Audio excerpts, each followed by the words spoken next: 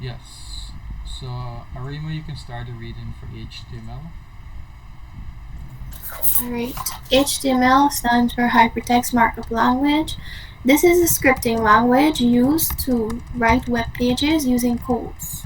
XML represents Extendable Markup Language and is an extension or similar to the popular HTML used in web paging. With XML, designed web content can be stored and transported as well as self-descriptive procedure via the internet through web browsers. Anybody? Um, Arima, you would have been learning HTML. Can you explain the difference between HTML and XML? Answer quick question. You're talking about as in Unit 2, learning HTML? Well, Or like when? y'all didn't learn it in Unit 1? Um, I don't know. I don't remember. Did you learn anything about it in this term? I think we touched on it a little, but not a lot, maybe. Or maybe I didn't read it. I don't know. Let's see what it is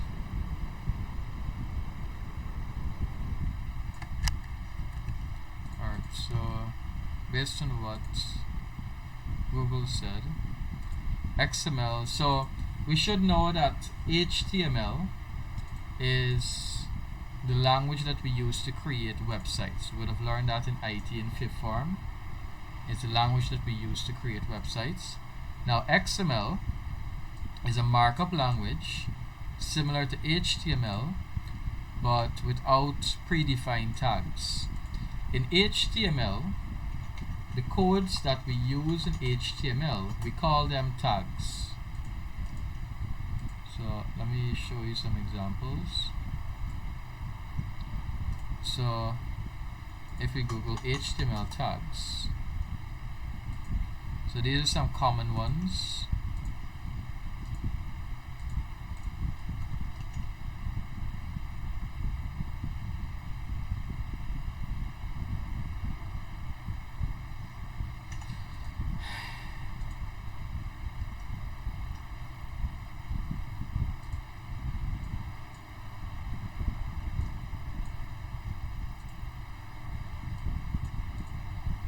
Yeah, so these are some common tags that you are going to find in HTML that you should memorize. We have the HTML tag, which indicates you are using or creating an HTML document. You have the header tag, the title tag, the body tag, the bold tag, the italics tag, and so on. Now the reason why it's called a markup language is because you are marking the information you're putting in this website. So for example, if we look at some HTML code, like for instance this one here. Sir, Yeah. you sharing screen? Oh, you guys not see my screen? That's not.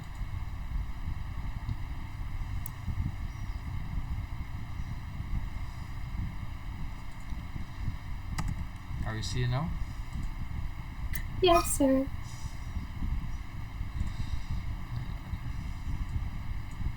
me try to put it side by side.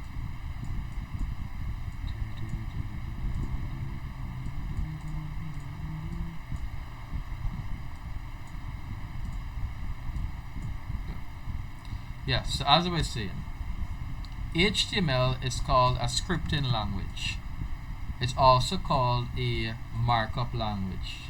The reason for that is because when you put in your information that needs to appear on the website, on the web page, it's going to look something like this here. The example you're seeing on the right hand side.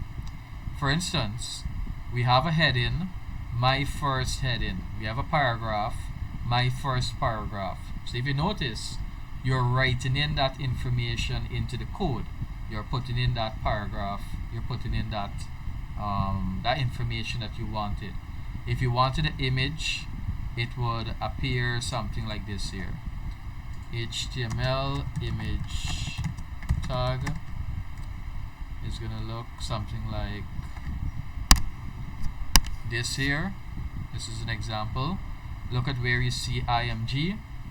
So this is the image tag, src source equal, and this is the name of the image. So you're putting that information into the code. Now, going back to why it's called a scripting language or a markup language is because when you put in the information, you're gonna mark it with the tags. So the tags that you see on the left hand side of the screen, that left image, the you have the header tag. You just gotta look for H. Where's H? Oh, so look, it's here right on the body. H and then a number, N representing number. So that delimits a level number heading. So if you notice on the right hand now, where we have my first heading, it's between the H1 tag, which is called the heading 1 tag or level 1 heading tag. So basically, if we had put a P, the P tag, which is paragraph tag, around the top here, it would look different from what we're seeing right now. I can even show you guys what is happening.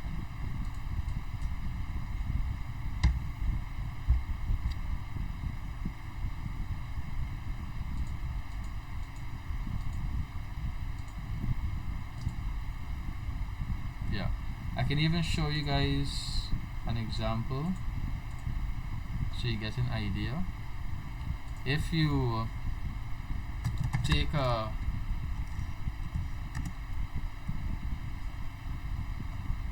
notepad document and you save that document as a HTML file, hypertext markup language file, and I save it on the desktop. Now in here now I can type my tags. So I'm gonna type in the header tag H1.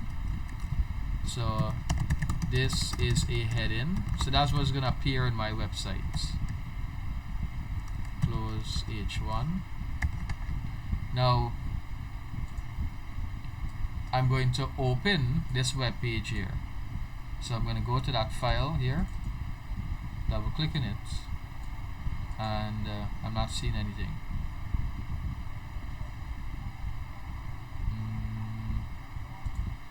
I didn't save. Okay, good. So I didn't save. So notice I have, this is a heading, and notice how it's looking there. Now if I change H1, if I delete H1 and put in P, which is the paragraph tag, and I save this here now, and I refresh, notice the appearance change. It's now looking different, it's much smaller. So that was meant by it being a scripting language, a markup language. The same information can be entered, the same image, the same paragraph, the same word can be entered, but depending on what tag you put around that information is going to display it differently. Are we clear enough? Yes, sir. Yes, sir. Good. So now XML now is a markup language similar to HTML, but without predefined tags. So if you notice, HTML has tags that you can already use. You have the body tag, the title tag. We know what the word predefined means. It wasn't built before, without predefined. So instead, you define your own tags, designed specifically for your needs. So XML allows you to create your own tags. So if you want some tag to do something specific, like maybe you want a tag to do the heading or the paragraph. So say for instance you wanted to do this paragraph here, but at the same time, if you notice, the paragraph is not bold. So maybe you want to make it larger at the same time. Now, normally, what you would have to do is to put that paragraph around a bold tag, like this here. Put a bold tag around it so that you can bold that information. So notice that paragraph there is now bold. So this paragraph here is now bold. Now, maybe you wanted to combine these two tags, so that's maybe where XML can come into play, whereby you can create a tag so that it can do whatever you want it to do with basically one tag.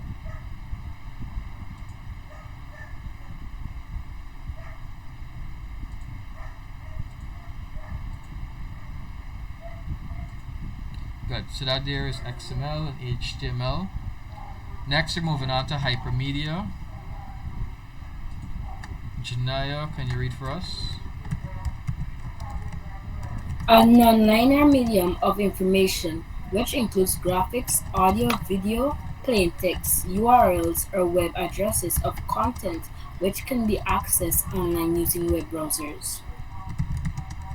So, what does the word nonlinear mean?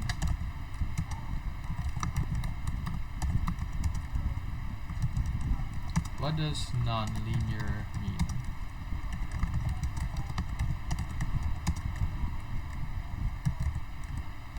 Same thing you would have learned in maths. What does non-linear mean?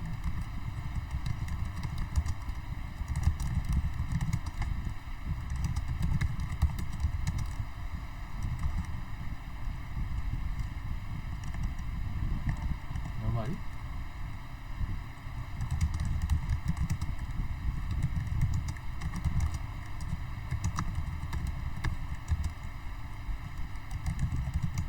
Yeah, sure, yeah, finished CSEC. Yeah, I was supposed to know that since from CSEC level. If something is linear, what does that mean?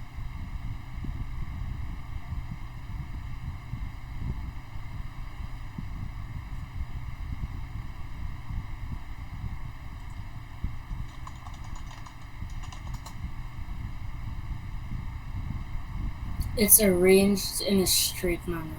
Good. It's arranged in a straight manner. It's in a straight line.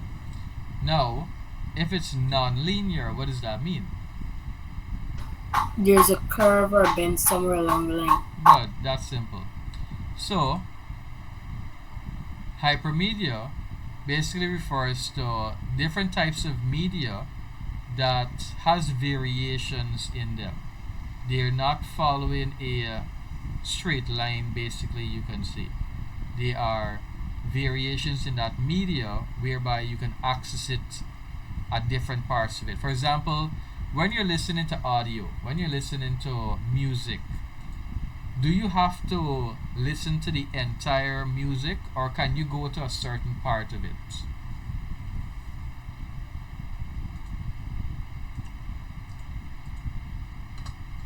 Which one is it?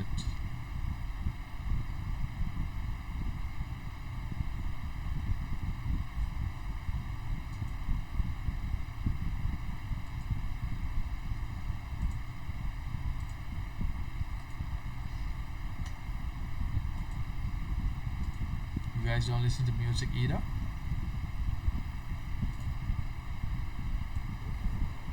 Yeah, you can go to certain parts. Good. So you can skip to certain parts of that audio track, right?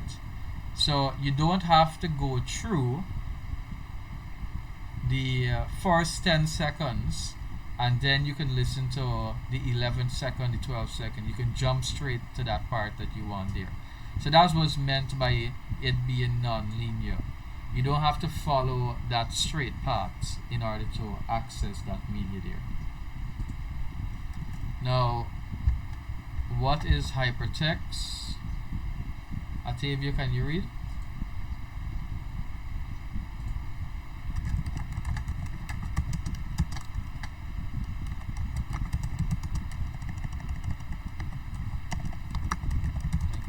Arima?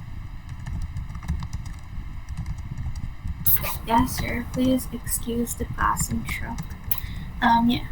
Hypertext. Creating linkage of objects, images, pictures, etc., which uses a special database systems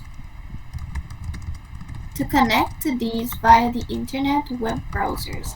Hypertext links are popularly used in web pages to link content when they are clicked on. The link takes you to online content or resource. Yeah. So, what does a hyperlink look like? Or what does hypertext look like? It's not like words underlined blue. Click on it. So good. So the words are also in blue sometimes, and when you click on them, they would usually have a line underneath them. They would be underlined, and when you click on them, they carry out a specific set of actions. It can either take you to another location, or it can link you to a certain file. So there's certain when you want to download a file, when you're browsing the internet to download a music file, to download a picture, and so on, that is basically a hypertext or a hyperlink that is linking you to that particular object. So when you click on it, it allows you to access that particular file via the internet, via that browser. And we also have hyperlinks that you guys are familiar with that allows you to go to other locations. Like for instance, this here is a hyperlink. When you click on it, it takes you to another location. And when you're browsing a website, the website might have certain resources on it.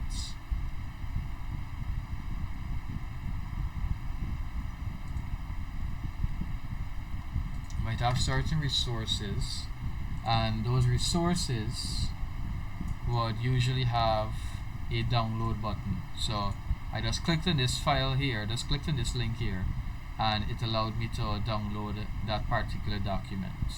So that there is another example of a hypertext. Next we have IP. Arima, I guess you're our only reader. Yeah, IP, Internet Protocol, is the principal communication protocol in the IP suite for relating data across network boundaries. Standard form by which computers communicate to browse the Internet. Standard protocols are important for web pages and networks to communicate. Yes. Have you learned about that already, Arima? Yeah, I think. So can you explain what it is?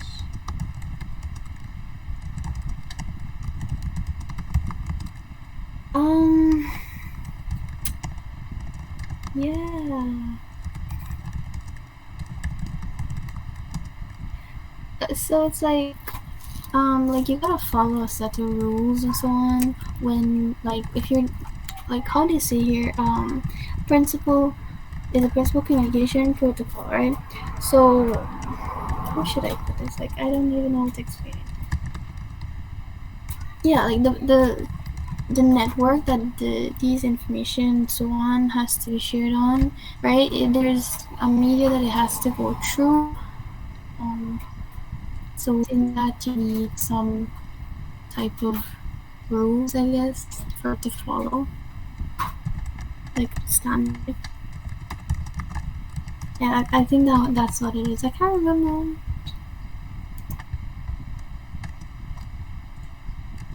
Alright, so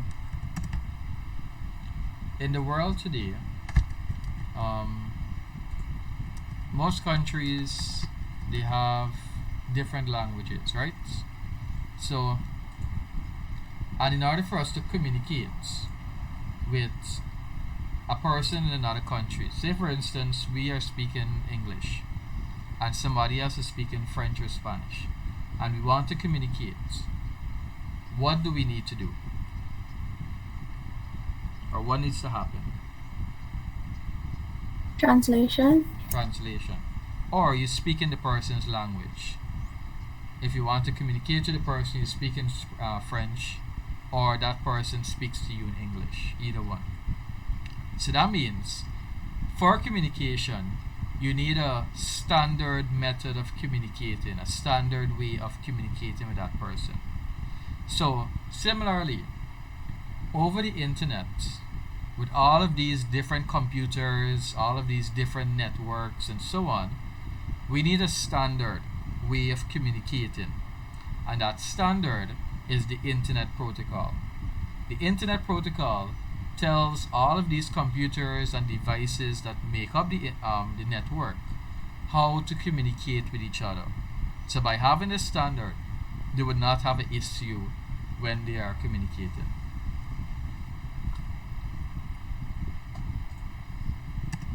Clear? Yes. Alright. JPEG next. JPEG, Joint Photographic Expert Graphic, a commonly used method of lousy compressing for digital images, particularly for those images produced by digital photography.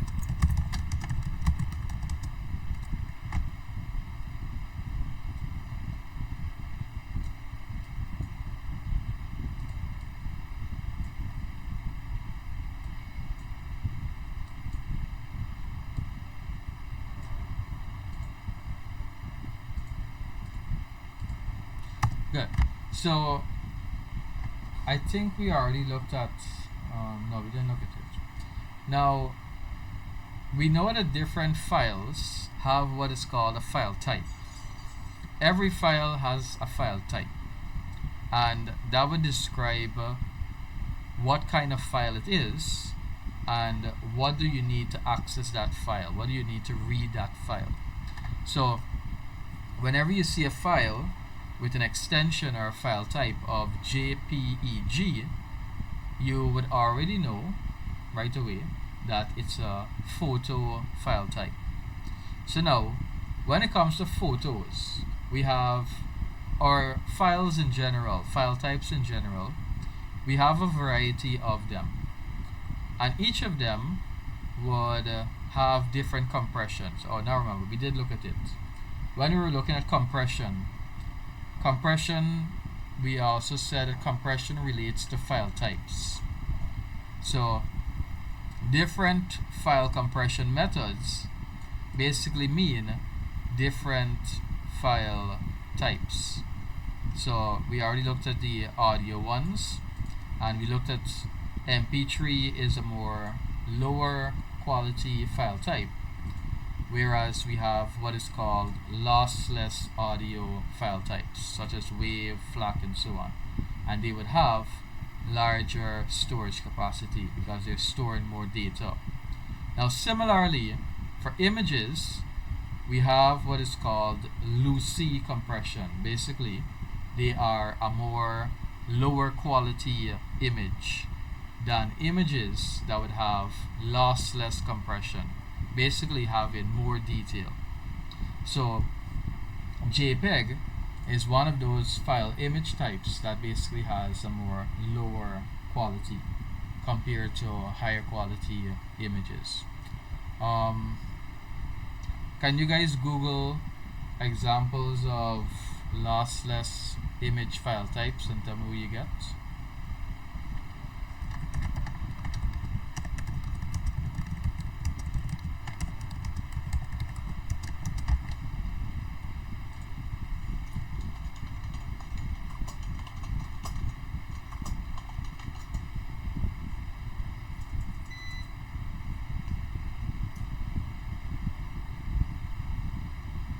PNG, GIF, RAW.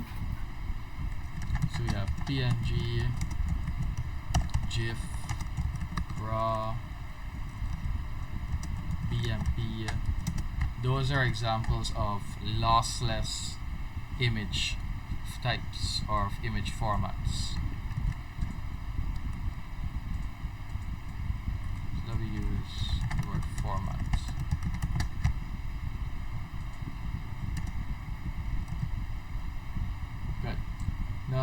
Next we have linear editing.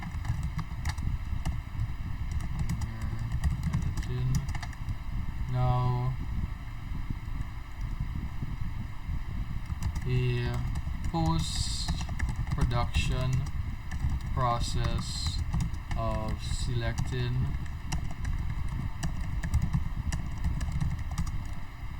arranging and modifying images and sound in a predetermined order. What do you think is meant by that?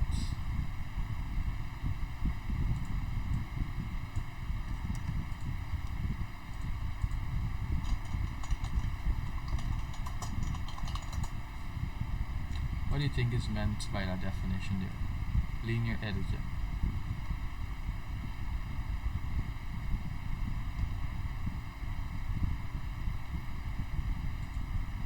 So I think it's, well, from that definition, it's something like what I did to create those GIFs and videos for that assignment, you know? Meaning? You just take images and you try to arrange them in whatever order you want, and maybe the length. Well, that was a big issue, the length.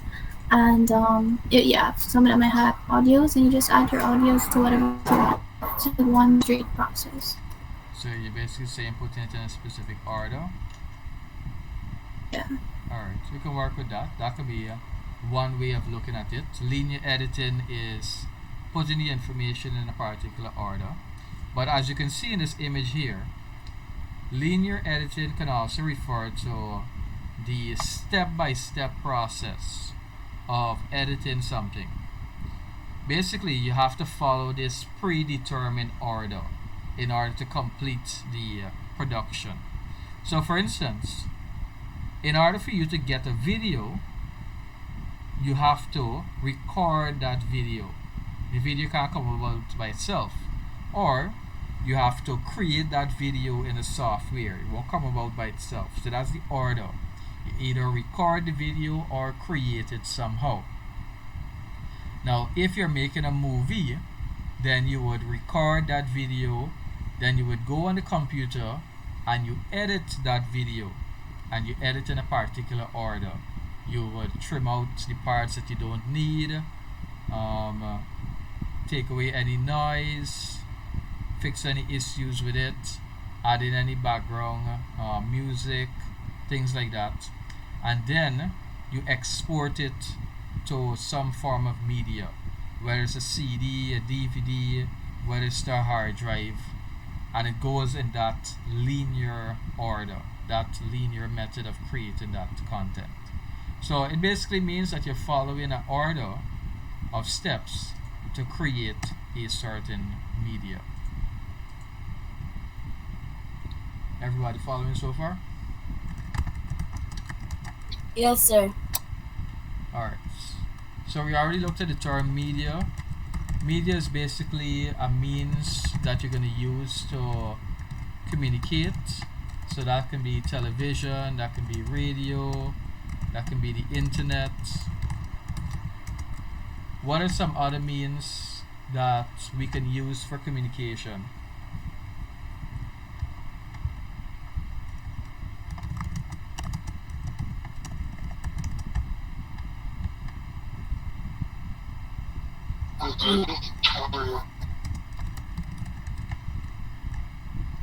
I didn't hear that clearly. Newspapers. Good, newspaper. Oh, I didn't hear that.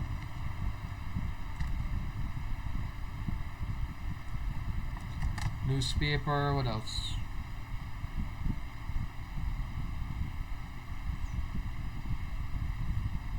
We have billboards.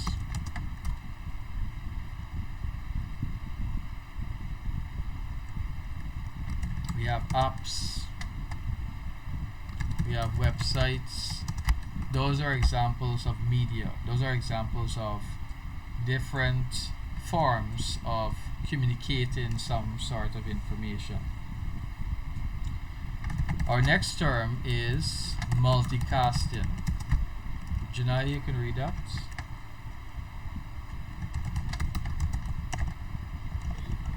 This is a process of passing a single message from one location to multiple locations, group of computers or group of recipients. Similarly, like an email list being used to send messages to many persons from one email address. Also done in some messaging platforms, example WhatsApp. Good. Now, you guys know what's a broadcast, right? Yes, sir. And what's a broadcast? A broadcast is where you send one message to multiple persons. Good. Now, do they have a say in if they will get to receive that or not?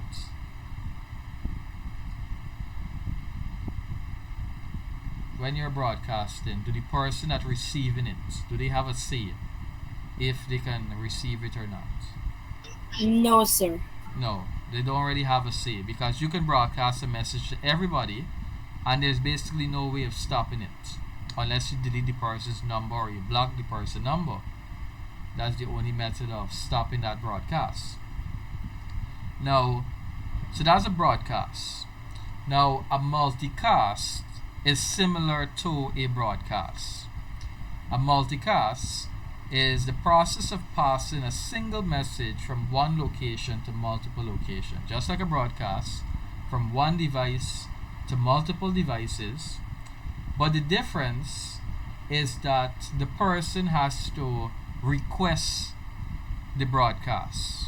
The person now has a say whether they want to listen to this stream that this person is sending out. So like think of it like the broadcast once again, but the person now can opt into it. They can say that, oh, I want to be a part of this broadcast, and then they will join this session here and listen to it. So this is an example. Example of this could be like if there's a meeting, an organization is hosting a meeting, or it's hosting some form of function online, like some form of seminar or webinar, some form of training course. And if you're interested in this course or in this webinar, you would opt into that connection so that you can get that stream basically. So it's kind of like a Zoom connection. So would an example of a multicasting be when like you post a group invite link on your WhatsApp status and persons have the option whether or not to join?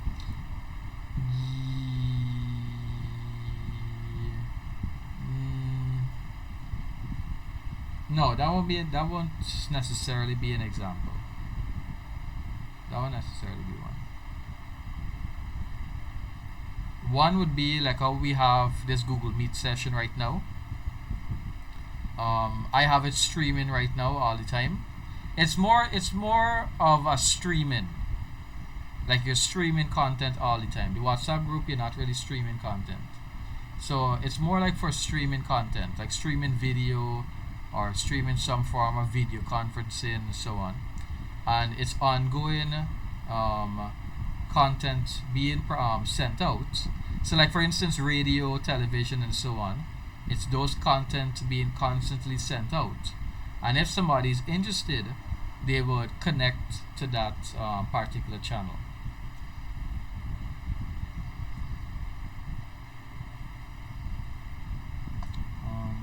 Let me see if we can find an image.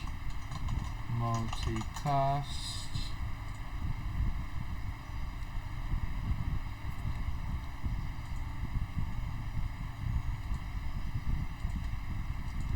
Okay, so we have three forms of sending messages. We have what is called unicast, which basically means you're sending from one location to another, only one to one, from one person directly to another. That's unicast. Broadcast, what you already know, is from one device and you send it to everybody. Now multicast You're sending from one device, you're broadcasting, but only those persons who are interested would basically connect to that connection. So the WhatsApp group thing we were talking about may not, depends on how you look at it, but it's mostly like a constant stream being sent out, and persons have the chance to say whether they would listen to it or not. Are we clear? Yes, sir. Alright, so next we have new media. Who has to read it? Arima?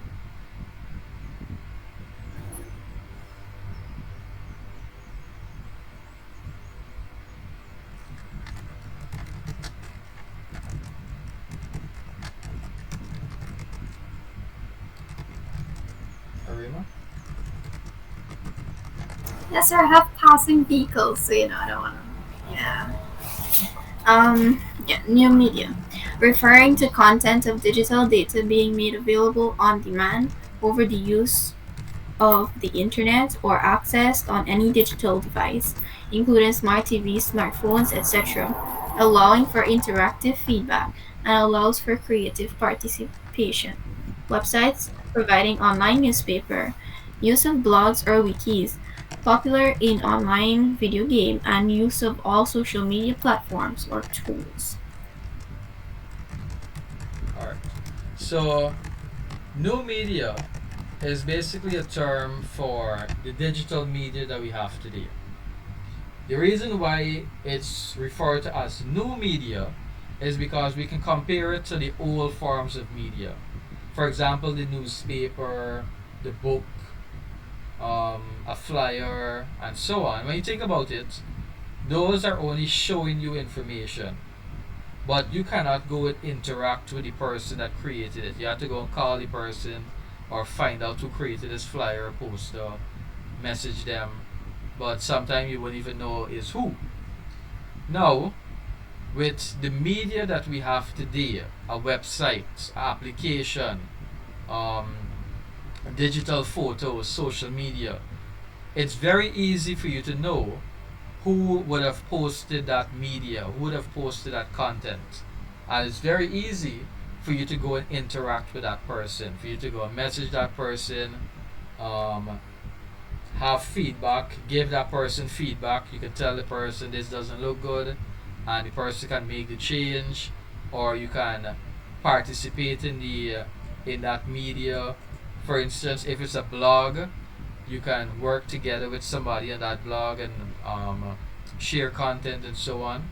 So that's why it's called new media, because we're using digital devices to access this media, but we now have interaction, we now have collaboration, participation, and so on. So it's a more advanced form of media. It's a new media. Following? Yes, sir. Great. Now next we have pixels. We would have learned this in third form. This is basically the number of picture elements. Pixels is a coined word for picture elements. That's what pixel mean, picture elements. So it's the number of picture elements that are used to make up an image on a visual screen. So pixels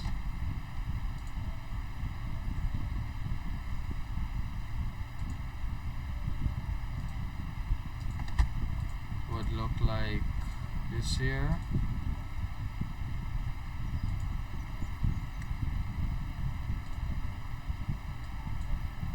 So that there's an example of pixels. So every display is made up of pixels. Whether it's your phone, whether it's your laptop, whatever the case may be, your TV, they are made up of pixels. A single pixel, if you look at this image here, we have a combination of red, green, and blue. and the variation of them gives us different colors. So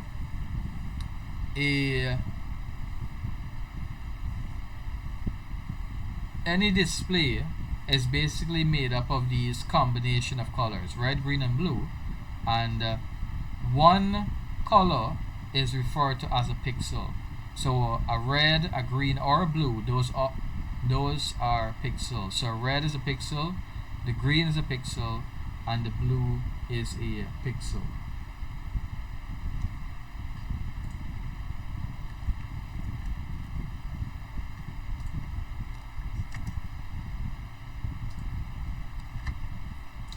Next we have a stream. Janai, you can read that. Referring to multimedia content that is provided constantly and presented to an end user. The content is provided by a provider of service. Example, getting a feed on your TV to receive coverage from a sports game, Boys and Girls Championship, or provision on digital content on television or over the internet. Example, using YouTube. Good. So you guys are familiar with this term stream, right? Because you know about streaming on YouTube, streaming on WhatsApp, streaming on different websites, and so on. So a stream is basically when you are providing some form of content, some form of video or audio or even a picture, and you're providing it constantly to somebody with a device. So for example, YouTube, if your television is basically streaming what the television channel or the cable channel is basically broadcasting. So it's collecting that stream and processing it. Next we have vector graphics. Arima? Vector graphics, VGS, or VGs rather, refers to the use of any geometrical primitives, including lines, curves, and shapes, or even polygons, all of which are based on mathematical expressions being used with images in computer graphics. VGs refer also to digital images being created using a sequence of commands or mathematical statements that position lines and shapes in two-dimensional or three-dimensional spaces.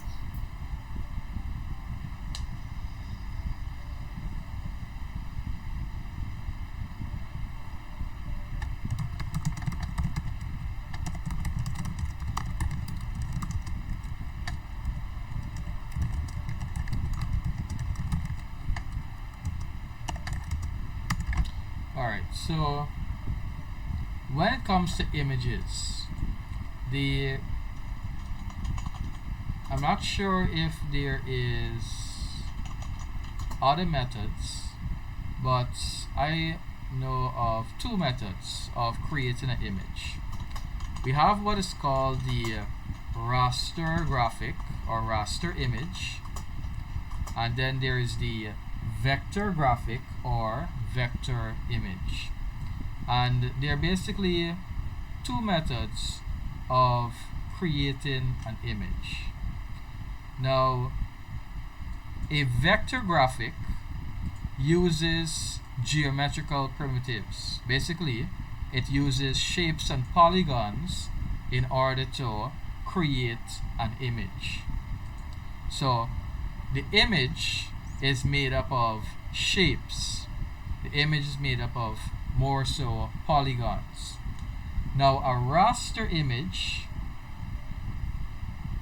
let me get the definition for you. So I think we can work with this one here. How is a raster image made now? Now a raster image are compiled using pixels. So the same pixels we just learned about are tiny dots containing unique color and tonal information that come together to create the image. So those are the two types of images that you need to remember, how the images are created. So let me see if I can find a image that shows the difference between the two.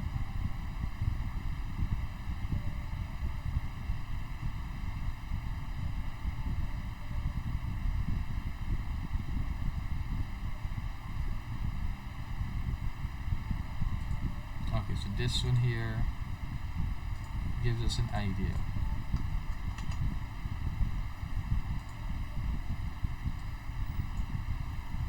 So look at this image here. Look at the ball, and it's zoomed in at a certain part of the ball, and you can see the difference as to how the two are made. On the left hand side you have the vector image, and what you're seeing straight edges.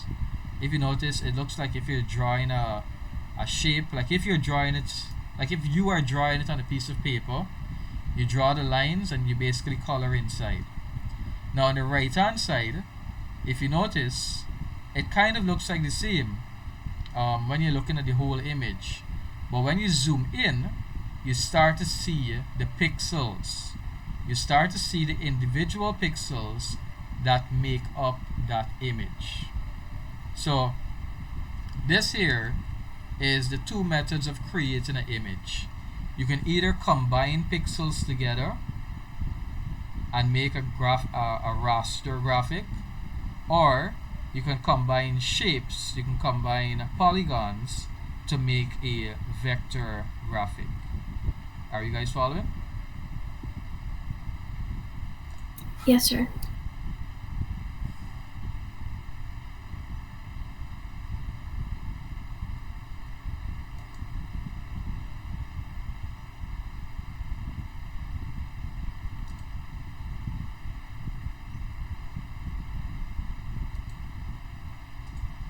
Alright, so let's now what you need to look at next is the difference or the advantage and disadvantage of the two of them.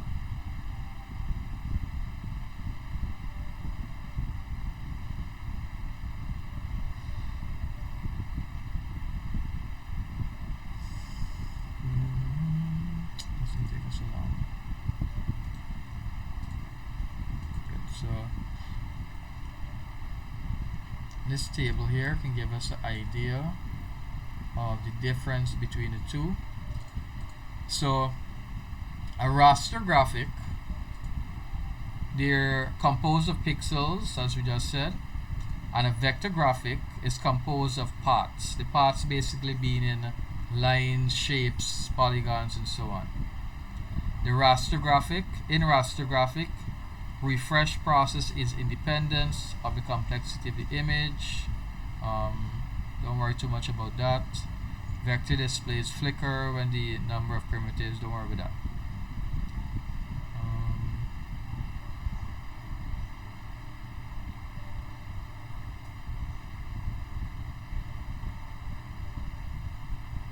Good. So the edge of the graphic now, so that's the fourth point. Raster graphics can draw mathematical curves, polygons, and boundaries of curve primitives only by pixel approximation. So what they're basically saying here, for raster, you cannot get a perfect edge. You're going to get this pixelized kind of edge. You would never get a perfect edge. Only the vector graphic draws continuous and smooth lines. So as you see in the top left now, only the vector graphic gives you smooth lines. The raster cannot, because it's made up of pixels. The next point, raster graphics cost less because they're much easier to create. Most of our graphics are raster graphics, so they're cheaper to create, whereas vector graphics cost more compared to raster because it's much more technical to create with all of those shapes and mathematical equations and so on. Now they occupy more space, which depends on image quality. So the higher the quality of the raster image, the more space it's going to take up, but the vector is going to occupy less space. So examples of raster graphic is going to be BMP, TIFF, GIF, and JPEG. And examples of vector graphic is going to be SVG, EPS, PDF, AI, and DXF. Are we clear on all that?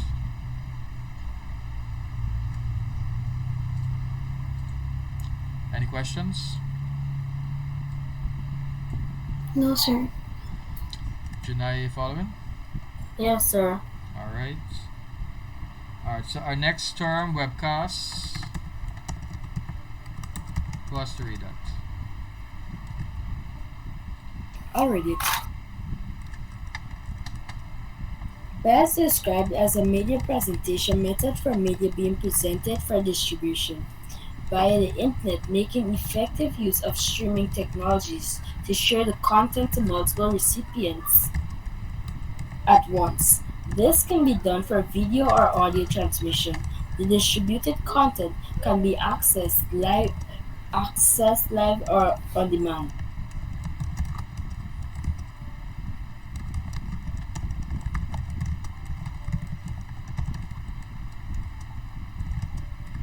So we should know what is a webcast because it's similar to a stream.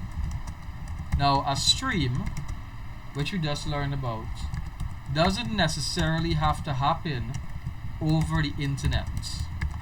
So that's the difference between a webcast and a stream.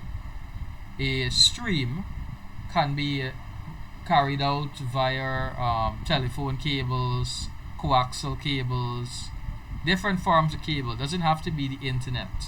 For example, a television stream doesn't have to use the internet. Could use a form of cable from the cable company.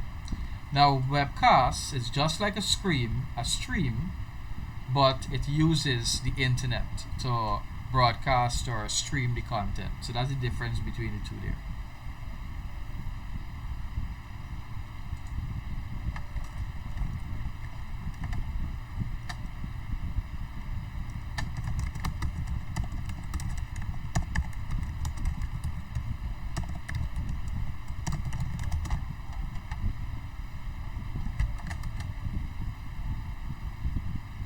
And our final term, color profile.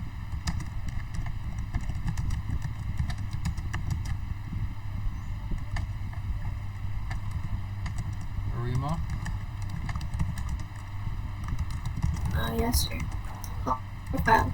This represents that characterizes a device, such as a multimedia projector or a color space used in graphics or projection, such as RGB. An ICC or ICF file extension is used to represent color profile information.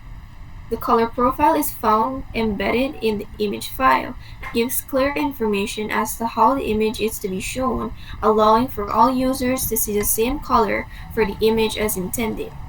As such, each device being used to view the image will have its very own unique ICC profile, creating an acceptable end-to-color manage workflow. This workflow will therefore ensure that the colors represented are not lost or modified during the reproduction or projection or in its display.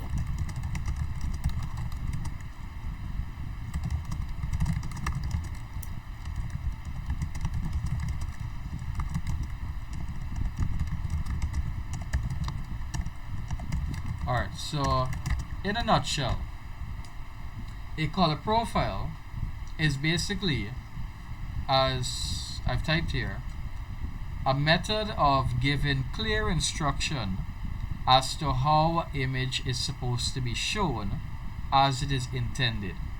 So the color it should have, it will represent those colors. It would give an idea as to what the colors should look exactly. Have you guys ever noticed that sometimes when you're printing something, when you're printing an image, that the color does not match what you would have printed, what you've seen on the computer? Ever notice Yes, that? sir, multiple times, yeah. Mm-hmm. And have you ever noticed that sometimes somebody's phone or computer or a different monitor shows colors differently? Yes, sir. Sometimes one white might be whiter and another white might be softer, it's more creamish. And then somebody's red might be more brighter, and then somebody's else red might be dull. It's the same picture, but you're seeing variations in that color. Now, that can have an issue, that can have a challenge to persons who are creating photos, creating videos, and so on. They have to ensure, or even persons that are making flyers, they have to ensure that the color they are seeing on their monitor, on their screen, is the same color they will get when they're going to print something, when they're going to make this video. Now, how are they going to do that? Well, they use what is called a color profile. The color profile is a representation of a certain color, of all the colors. So it's going to have a certain standard of that color. So like the color profile will say that the red should always appear this way, that normal green should always appear this way, normal red is always going to appear this way, normal yellow is always going to appear this way, and all the colors that profile is going to see, it's going to appear this particular way. So when you were working on the computer and you go and print something, it shows you the exact same color. So that when you go and share this file now with somebody, say you go and share this image file with somebody over the network, over the internet, and they open this file now, then you can share the color profile and say, look, I was viewing this image using this color profile on my monitor, and this is what it looks like. Color profiles are for devices. So because remember, the device is what portrays the color. So the monitor is going to have a color profile, your printer is going to have a color profile, the projector might have a certain color profile, so that when they have this certain profile, they will portray the image, that quality of that image, that color, those colors in that particular way, so that they can have it exactly as they intended it to be. So that's basically the purpose of a color profile, to ensure that colors appear as they should be. You guys clear enough?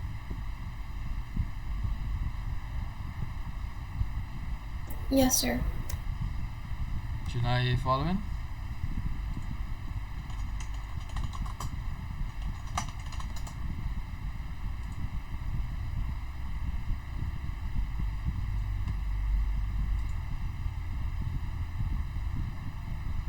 Janai?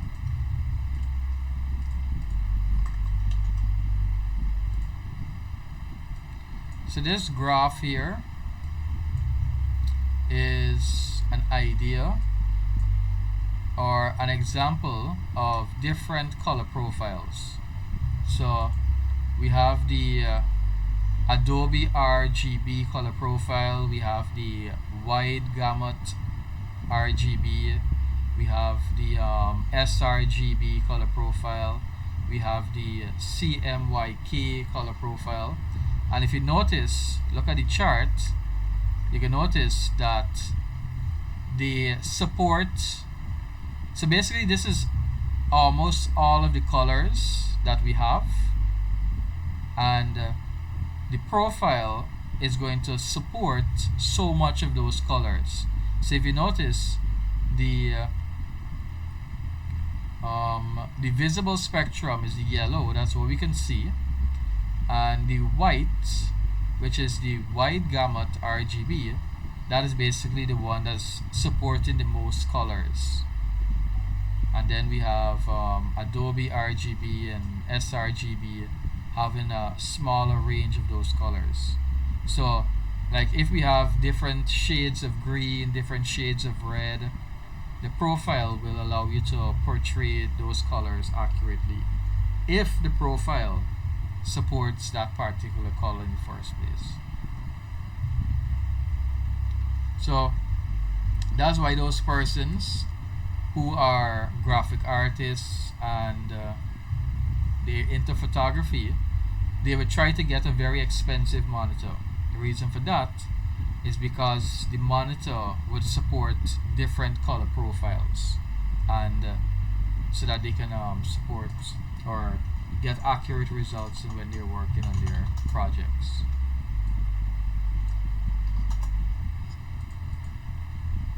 Any questions from anybody?